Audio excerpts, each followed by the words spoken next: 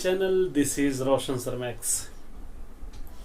My dear students, सभी के लिए एक वेरी इंपॉर्टेंट वीडियो है, एक आपके लिए मोटिवेशनल स्पीच है समझिए। और इस वीडियो को लास्ट तक एंड तक अच्छी तरह देखिए ताकि आपको हर चीज़ बारीकी से समझ में आ जाए। आपको क्या करना है, किस तरीके की स्टडी करना है, आपको पूरी तरह समझ में आए। थंबनेल आपने देखा होगा कि यही तो प्रॉब्लम है। आप लोग सोच रहे होंगे कि ये क्या टॉपिक है। माय डियर स्टूडेंट्स, ये टॉपिक हमारे स्टडी से रिलेटेड है। कई स्टूडेंट्स ऐसे होते हैं कि मैथमेटिक्स हमको नहीं आता, प्रॉब्लम है। तेलुगु भी नहीं आता, समझ ही नहीं आता, तो हम पढ़े क्या पढ़े। फिजिकल साइंस ये भी हमको नहीं आता। सोशल स्टडीज हाँ समझ में आता है, लेकिन आंसर हम याद करके रट्टा मार कर लिखेंगे, ओन से बनाने नहीं आता है। इंग्लिश ग्रामर नहीं आता है। ये प्रॉब्लम सभी स्टूडेंट्स के साथ होता है। कुछ स्टूडेंट्स ऐसे होते हैं जो क्लेवर होते हैं, सभी सब्जेक्ट को कोशिश ये करते हैं कि हम किसी तरह इस सब्जेक्ट को अच्छी तरह पढ़े, क्लास में फर्स्ट आए। ये सोच होती है जो इंटेलिजेंट स्टूडेंट होते हैं। सिर्फ पढ़ने के बारे में नहीं सोचते वो लोग, बल्कि क्लास के अंदर फर्स्ट आने के बारे में सोचते हैं। कौन ऐसा स्टूडेंट्स है जो मुझको टक्कर देता है, जो मेरी बराबरी कर सकता है, तो उस स्टूडेंट्स को मैं किस तरह पीछे करूं अपनी स्टडीज में, ये सोच उन स्टूडेंट्स की रहती है।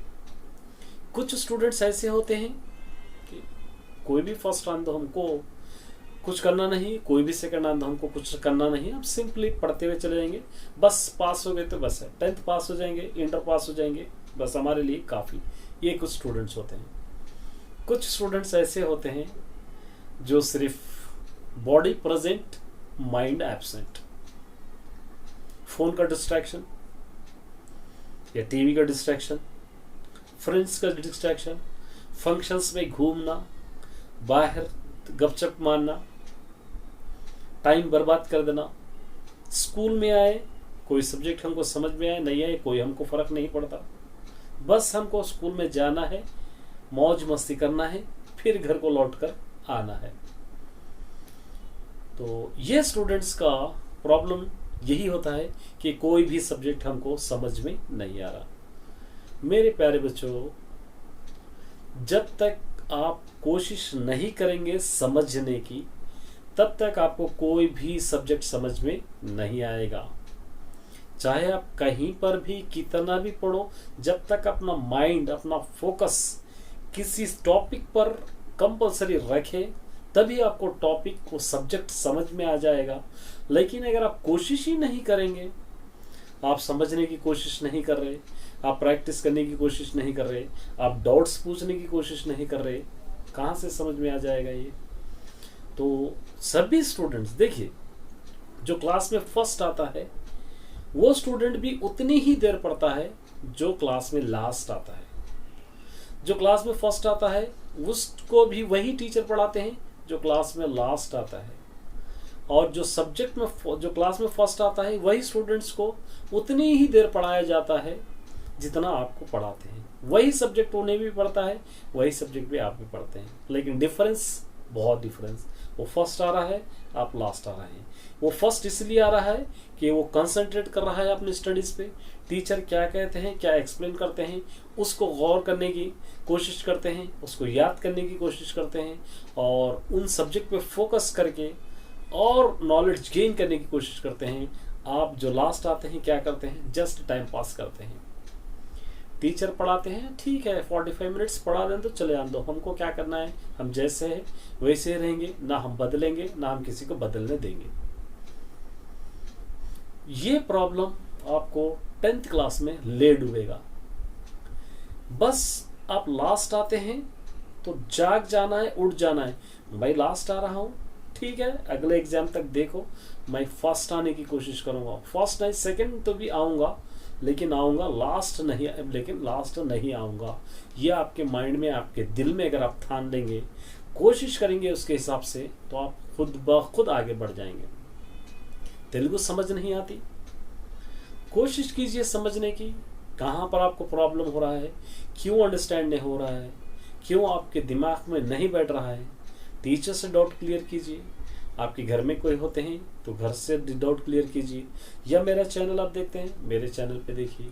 मैथमेटिक्स है, मैथमेटिक्स में उसको समझ क्यों नहीं आ रहा है, आपकी क्लास के क्लेवर जो बच्चे होते हैं उनसे डाउट क्लियर कीजिए, समझिए, शर्माइए मत, घबराइए मत। और क्लास में जब आप पढ़ते हैं तो क्लास में भी डाउट क्लियर कर लीजिए।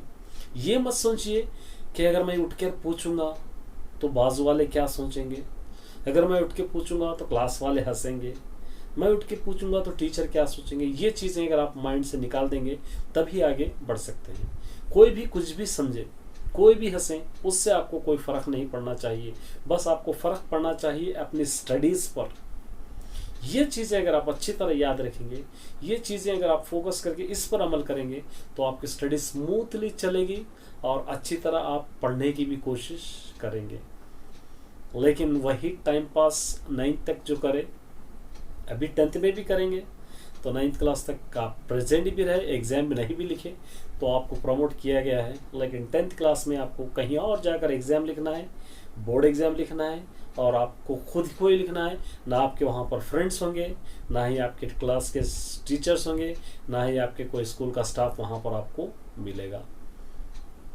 ये चीज़ आपको अपने दिमाग में रखना चाहिए।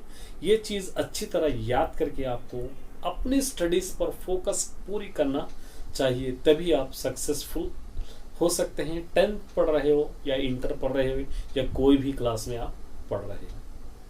देखिए, क्लेवर स्टूडेंट जो है वो कैसे भी पढ़ता ही चले जाएगा। जो वीक स्टूडेंट्स हैं या जो मीडियम स्टूडेंट्स हैं, एवरेज स्टूडेंट जिसको कहते हैं, वो स्टूडेंट अगर अच्छा पढ़ना है, उस क्लेवर स्टूडेंट्स का टक्कर देना है, उस क्लेवर स्टूडेंट्स के बराबर लाना है, तो वो क्लेवर स्टूडेंट्स क्या कर रहा है, उस क्लेवर स्टूडेंट की स्ट्रेटजी क्या है, वो क्लेवर स्टूडेंट्स के क्या आइडियाज़ हैं, वो अगर आपको मालूम होंगे तो उस आइडियाज़ पे आप वर्कआउट करेंगे तो उसके बराबर भी आप आ पाओगे।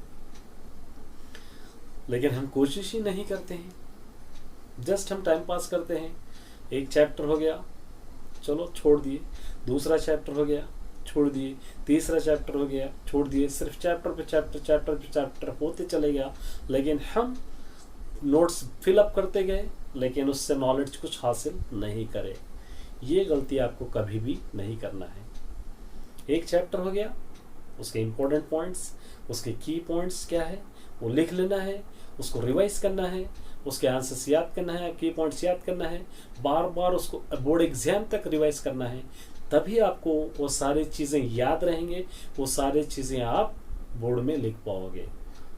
लेकिन हमारे पास क्या होता है पता है, FA1 आ गया, टीचर रिवीजन दे दिए, एक 5-6 क्वेश्चन 8 क्वेश्चन दे दिए, हम याद कर लिए, FA1 में लिख दिए। FA1 में मार्क्स आ गए, 20 मार्क्स में से 18 मार्क्स, 15 मार्क्स, 16 मार्क्स जितने भी आ गए, खुश। उसके बाद FA2 आ गया, FA1 में जितने आंसर्स याद करे थे सारे के सारे हम भूल गए, कुछ भी हमको याद नहीं है। फिर FA2 में नए आंसर्स मिलेंगे, नए आंसर्स याद कर लिए, चलिए फिर लिख दिए। उसके बाद SA1 SA2 आ गया, उसमें भी यही करें। तो सोचिए आपका रिवीजन कहाँ पर हो रहा है, आपका टारगेट बोर्ड एग्जाम कहाँ पर है। FA1 है तो वेरी गुड। FA1 सिर्फ आपको मार्क्स के लिए नहीं है, अपने आप को प्रूफ करने के लिए, रिवीजन याद करने के लिए, रिवाइज करने के लिए, बोर्ड एग्जाम में फोकस करने के लिए एक गोल्डन अपॉर्चुनिटी है। उस अपॉर्चुनिटी को आप अपनी तरफ से यूज करना है। टीचर आपको दिए हैं 10 आंसर्स, 10 आंसर्स क्यों टीचर, मैं सारा रिवीजन कर लूंगा, आप उसके अंदर से ले लीजिए टेस्ट। ये आपका टारगेट होना चाहिए, ये वो आपका फोकस होना चाहिए। तभी आप बोर्ड एग्जाम में एक सक्सेसफुल स्टूडेंट, सक्सेसफुल पर्सन बन पाओगे। क्योंकि आप सभी जानते हैं कि आपको एक सब्जेक्ट 2 सब्जेक्ट नहीं, 7 सब्जेक्ट इक्वली बैलेंसिंग में आपको पढ़ना है। और 7 सब्जेक्ट पढ़ना है तो आपको सब्जेक्ट पे कॉन्सेप्ट वाइज, ग्रिप वाइज समझते हुए, अंडरस्टैंड करते हुए आपको पढ़ना है। उस लेसन में से कोई भी आंसर आए, एनुअल में हम किसी तरह लिखेंगे, ये आपका फोकस होना चाहिए। ये नहीं कि हम वो बुक यूज कर लिए, 4-5 आंसर याद कर लिए, 8-10 आंसर याद कर लिए, हर लेसन में से 3-3 4-4 याद कर लिए। जब एग्जाम में जाएंगे उसी लेसन में से एक नया क्वेश्चन आ जाएगा, तो कहाँ से आ गया ये क्वेश्चन, हमने तो इसको याद ही नहीं किए, ये क्वेश्चन कहाँ से आ गया, ये सोच आप पड़ जाओगे। लेकिन आपने लेसन अच्छा समझा है तो क्वेश्चन कहीं से भी दो, आसानी से आप लिख पाओगे। क्वेश्चंस आपको डिपेंड आंसर पे नहीं, लेसन पे डिपेंड होना चाहिए।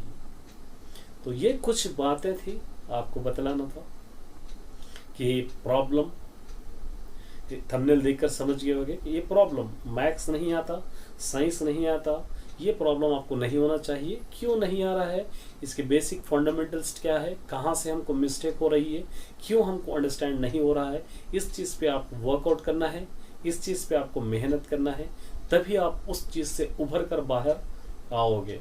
नहीं, अगर समझ नहीं आ रहा, छोड़ देंगे, अवॉइड कर देंगे, तो कभी भी आपको समझ में नहीं आएगा। जो आपके पास मटेरियल है उसको अब यूज़ कीजिए, अप्लाई कीजिए। जो सोर्सेस आपके पास है उन सोर्सेस को अप्लाई कीजिए, लेकिन पढ़िए ज़रूर, समझने की कोशिश कीजिए, अच्छा लिखने की कोशिश कीजिए। तो ये कुछ बातें थी आपको बतलाना था। कुछ स्टूडेंट्स को अच्छे लगे होंगे, कुछ स्टूडेंट्स को अच्छे नहीं भी लगे होंगे। जो स्टूडेंट्स मेरे इन बातों को सुनकर एक 10% भी अगर आप अमल करते हैं, 10% भी इस पर फोकस करेंगे, तो आप अच्छे मार्क्स से पास हो जाएंगे। मेरा इंटेंशन भी यही है कि मेरे सारे स्टूडेंट्स अच्छे मार्क्स से पास हो, चाहे एवरेज स्टूडेंट हो, चाहे लो स्टूडेंट हो, चाहे हाई ग्रेड इंटेलिजेंट स्टूडेंट्स हो, सारे के सारे स्टूडेंट्स मेरे लिए इक्वल है और सभी को अच्छे मार्क्स आना चाहिए। सभी का फोकस यही है कि 10th class board exam, inter या इंटर बोर्ड एग्जाम, सभी को लिखना है एग्जाम, सभी को पास होना है, और सभी को एक ही सब्जेक्ट से आंसर्स आएंगे, सभी को क्वेश्चन पेपर भी एक ही होगा, सभी को एक टाइम में एग्जाम होंगे, और सभी के सेंटर्स भी अलग अलग होंगे, और सभी को लिखना है। तो इसलिए पढ़ना भी सभी को चाहिए।